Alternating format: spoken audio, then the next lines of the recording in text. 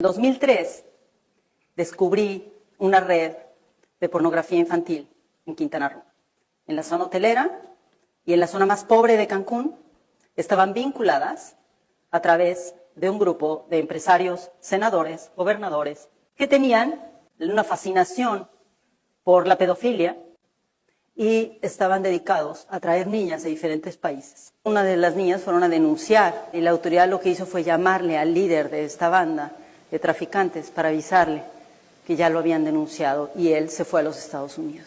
El empresario se llama Jan Sukarkuri y puedo decir su nombre porque ganamos el caso y está preso. Él había traído, hasta donde yo pude documentar, 200 niñas y niños a la zona hotelera de Quintana Roo, de Cancún, frente al mar, a donde venían empresarios y políticos a tener sexo con niñas entre 4 y 13 años. No solo eso, sino hacía pornografía infantil. 2003 fui directamente con las autoridades federales a preguntarles cómo podemos investigar una red de pornografía infantil que está comprando y vendiendo niñas a través de Internet. No, señora Cacho, es una exageración. Seguramente son unos cuantos niños, son pedófilos, pero pornografía infantil en México, ¿cómo cree? No. Y encontré un hacker y nos metimos en el Deep Web por primera vez. Imprimí 300 fotografías de hombres adultos con niñas y niños menores de 13 años. Senadores, gobernadores y empresarios multimillonarios mexicanos y extranjeros.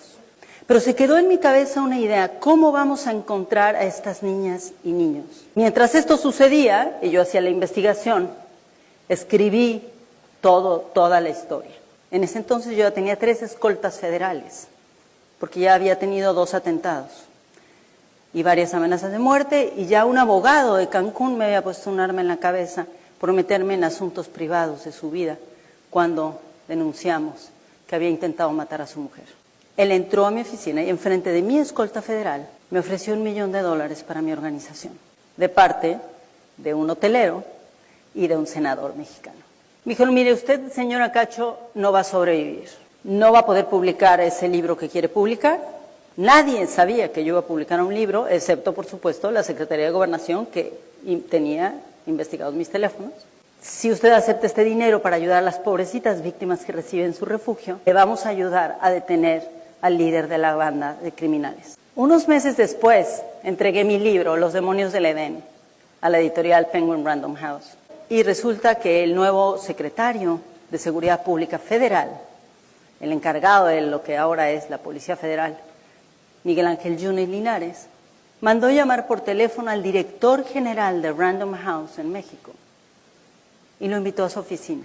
Con hombres armados, le dijo que ese libro no podía ser publicado, porque él aparecía en el libro. 2 meses después estábamos presentando el libro en la Ciudad de México y para ese momento ya habíamos rescatado a 200 niñas y niños. Ya tenía los nombres, los apellidos, ya sabíamos quién eran sus madres, sus padres.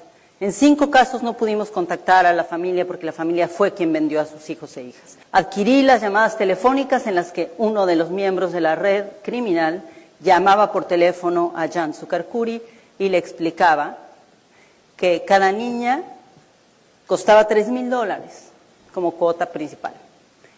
Y después de los $3,000 tenía que pagar, además, los papeles. Mientras estaba haciendo esta investigación, llegó la policía aquí a Cancún, afuera de mis oficinas, vestidos civiles, 10 sujetos armados, y mi escolta se quedó inmóvil. Me secuestraron y durante casi 24 horas me torturaron. Me dijeron quién los había mandado, el gobernador de Puebla. Me dijeron por qué razones, por haber publicado Los demonios del Edén y porque me había metido en la vida privada de todos estos senadores, gobernadores y empresarios. Afortunadamente yo había hecho toda una estrategia de seguridad en caso de, y los medios se enteraron a tiempo. Entonces la policía que me secuestró se vio obligada a llevarme viva a Puebla en lugar de matarme en el camino como me habían prometido si yo no firmaba ahí mismo un documento diciendo que el contenido de mi investigación era absolutamente falso. Me metieron a la cárcel, salí de la cárcel y pasé 1 año firmando todos los días en la cárcel de Cancún por haber cometido el delito de difamar a un grupo de criminales que se dedicaban a la trata y explotación sexual comercial de niñas y niños. Pero no solo eso, era una red de extorsión, de lavado de dinero, de pornografía infantil, de trata de personas, de tráfico ilegal. Cumplía con todos los paradigmas. Un año después gané el caso judicial. 12 años después estoy aquí parada frente a ustedes, después de haber ganado 7 casos judiciales y de haber logrado la sentencia, la primera sentencia histórica en América Latina, de un tratante de niñas y niños y de un productor de pornografía infantil, Jan Sucarcuri. Le dieron 118 años. Es la sentencia más grande que ha habido en la historia de México y la primera por este tema. Tracé un mapa para entender cómo las mafias mexicanas estaban operando en Nigeria y en Japón y cómo las mafias japonesas operaban en Estados Unidos, en el Reino Unido. 143 países están investigados para ese libro. Tracé estas rutas y las seguí. Durante 5 años me tuve que disfrazar de monja para meterme en los lugares donde solamente dejan meterse a las mujeres religiosas, para poder documentar cuántos niños y niñas había dentro de los burdeles en la Ciudad de México. 134 niñas y niñas, solamente en una colonia de la Ciudad de México.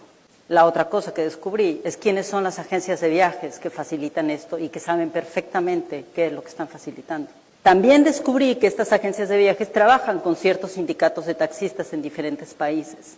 Y cuando no son los sindicatos de taxistas, porque son VIPs los consumidores, entonces son empresas especializadas en transporte.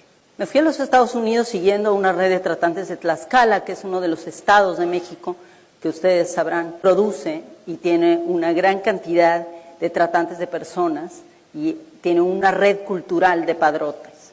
Ellos, los tratantes, educan a sus hijos y sus hijos a sus hijos y a sus sobrinos para que se conviertan en expertos explotadores y vendedores de niñas y niños, se casan con ellas, las llevan a Estados Unidos.